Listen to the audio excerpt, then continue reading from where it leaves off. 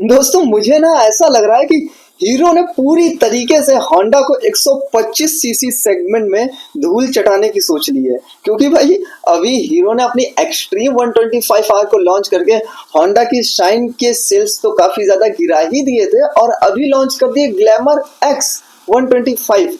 मतलब ये एक ऐसी बाइक लॉन्च कर दी है ना हीरो ने जो तहलका मचा देगी मार्केट में, क्योंकि इसे इस प्राइस पॉइंट पे लॉन्च किया है और ऐसे ऐसे फीचर्स दे दिए हैं जो आपको भाई मतलब 150-200 सीसी वाली बाइक में भी नहीं देखने को मिल रहे हैं। जैसे कि क्रूज कंट्रोल, भाई 125 सीसी बाइक में क्रूज कंट्रोल आपको मिल रहा है।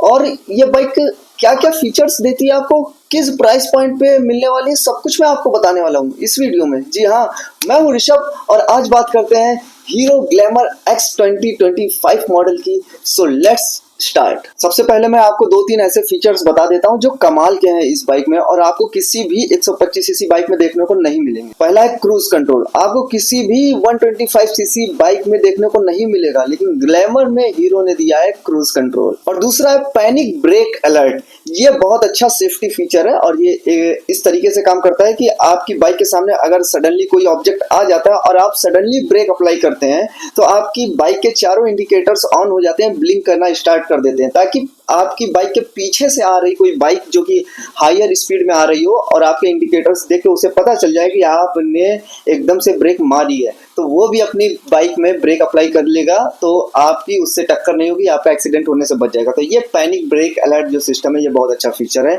और किसी भी 125 सीसी बाइक में आपको देखने को नहीं मिलेगा, सिर्फ ग्लैमर एक्स में मिलेगा। और तीसरा है राइड बाय वायर टेक्नोलॉजी, ये कोई नई टेक्नोलॉजी नहीं है, लेकिन ये आपको किसी भी 125 सीसी 150 यहाँ तक कि 200 सीसी भी बाइक में देखने को नहीं मिलेगा। ये ज्यादा महंगी बाइक्स में देखने को मिलता है, लेकिन ग्लैमर में आपको देखने को मिल रहा है राइड बाय वायर टेक्नोलॉजी। इसमें क्या होता है, आप अगर इसके एक्सेलरेटर को देखेंगे तो यहाँ से कोई भी केबल नहीं गया हुआ है, क्योंकि इसमें केबल जो होता है, केबल का कोई काम ही नहीं होता, यहाँ से सिर्फ एक इलेक्ट्रॉनिक वायर गया होता है और इसके एक्सेलरेटर में जो है सेंसर्स लगे होते हैं। आप जितना ज्यादा थ्रोटल को ट्विस्ट करोगे तो वो उन सेंसर्स के थ्रू, इस वायर के थ्रू ईसीयू को मैसेज आएगा कि इतना जो है थ्रोट इंजन में जो है ऑक्सीजन एंड पेट्रोल की सप्लाई करता है। तो इस तरीके से ये टेक्नोलॉजी नई नहीं है, लेकिन ये महंगी बाइक्स में देखने को मिलता है। लेकिन ग्लैमर पहली बाइक है जिसमें आपको 125 सीसी सेगमेंट में देखने को मिल रहा है। और अब बाकी सारी बातें कर लेते हैं इस बाइक के बारे में। आपको इसमें टोटली एलईडी लाइट का सेटअप मिलने वाला है, फिर चाहे वो हेडलाइट हो, चाहे टेल लैंप हो, चाहे इंडिकेटर्स हो, सारी चीजें आपको एलईडी देखने को मिलेंगी। और 3 मोड्स देखने को मिलेंगे आपको इस बाइक में,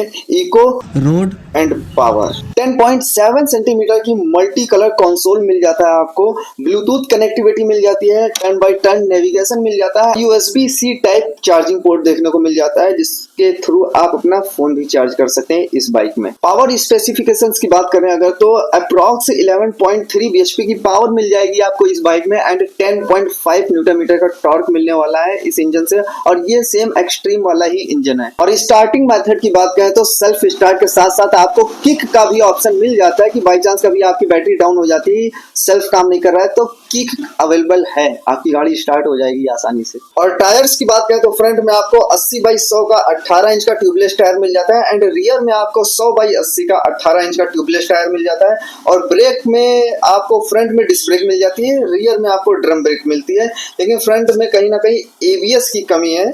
लेकिन ये बात जो है ना मुझे बुरी नहीं लगी, क्योंकि जिस प्राइस पॉइंट पे ये बाइक मिल रही है ना, उस प्राइस पे अगर आपको एबीएस नहीं मिल रहा तो कोई प्रॉब्लम नहीं, क्योंकि कोई शायद देगा भी नहीं इस प्राइस पॉइंट पे एबीएस। और सस्पेंशन की बात करें तो फ्रंट में आपको टेलीस्कोपिक सस्पेंशन देखने को मिल जाता है एंड रियर में आपको 5 step adjustable hydraulic shock absorber देखने को मिल जाते हैं। 790 mm की सीट हाइट मिल जाती है और व्हील बेस की बात करें तो 1267 mm का व्हील बेस मिल जाता है, 170 mm की ग्राउंड क्लियरेंस मिल जाती है। और फ्यूल टैंक की बात करें तो 10 लीटर का फ्यूल टैंक मिल जाता है, एक बार में आप 10 लीटर फ्यूल इसमें भरा सकते हैं। लेकिन यहाँ कहीं ना कहीं थोड़ी सी कमी मुझे लगी, अगर 10 से कम 12 लीटर का तो होना चाहिए था, क्योंकि ये एक कम्यूटर सेगमेंट की बाइक है और आदमी इसमें ज़्यादा से ज़्यादा माइलेज चाहता है आदमी इसलिए ही लेता है कम्यूटर सेगमेंट की बाइक की एक बार फिल कराए तो काफी लंबे समय तक फिल ना कराना पड़े। तो इस वजह से कहीं ना कहीं अगर 12 लीटर का फ्यूल टैंक होता कम से कम तो ज्यादा अच्छा रहता है। और अगर कर्ब वेट की बात करें बाइक की, तो बाइक आपको नॉर्मली दो वेरिएंट में देखने को मिल जाती है, एक ड्रम ब्रेक वाला वेरिएंट एंड डिस्क ब्रेक वाला वेरिएंट। और जो ड्रम ब्रेक वाला वेरिएंट है उसका वेट अप्रॉक्स 125.5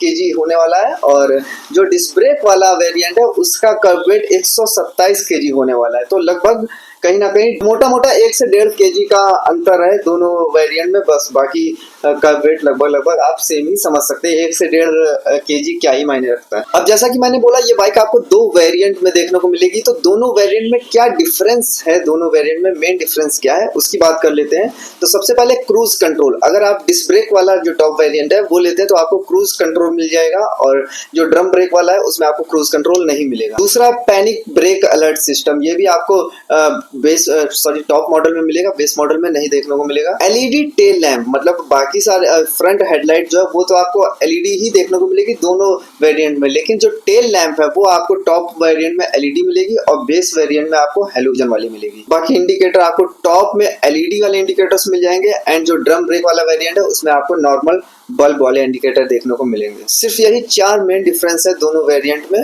और अब फाइनली बात कर लेते हैं प्राइस की, जो कि मुझे बहुत अच्छी लगी है इस बाइक की। तो अगर आप ड्रम ब्रेक वाला वेरिएंट लेते हैं तो 89,999 रुपए होने वाली है, आप सीधा 90,000 बोल सकते हैं।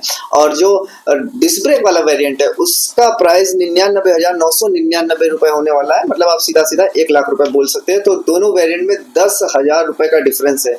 तो 10,000 में आपको ये 4 जो मैंने फीचर्स बताए हैं, cruise control, panic brake alert system and LED tail lamp and LED indicators, 10,000 में आपको ये 4 चीज़ें एक्स्ट्रा मिल जाती हैं। तो अगर आपको सही लगता है 10,000 रुपये दे के ये चारों चीज़ें लेना, तो आप डिस्क ब्रेक वाला वेरिएंट ले सकते हैं। अदरवाइज आप जो ड्रम ब्रेक वाला वेरिएंट है वो भी ले सकते हैं। दोनों ही वेरिएंट वैल्यू फॉर मनी होने वाले हैं। और अगर माइलेज की बात करें तो ग्लैमर X125 जो है आपको नॉर्मली 65 to 66 का माइलेज निकाल के दे देगी, कंपनी क्लेम करती है इतना। और अगर आप इसे नॉर्मल सिटीजन की तरीके से नॉर्मल स्पीड पे या इकोनॉमी स्पीड पे चलाएंगे तो आराम से 65 का तो मिलने वाला ही है। बाकी वीडियो आपको कैसी लगी कमेंट बॉक्स में जरूर बताएं, और हम मिलते हैं बहुत ही जल्द किसी नई वीडियो के साथ में। तब तक के लिए बाय बाय।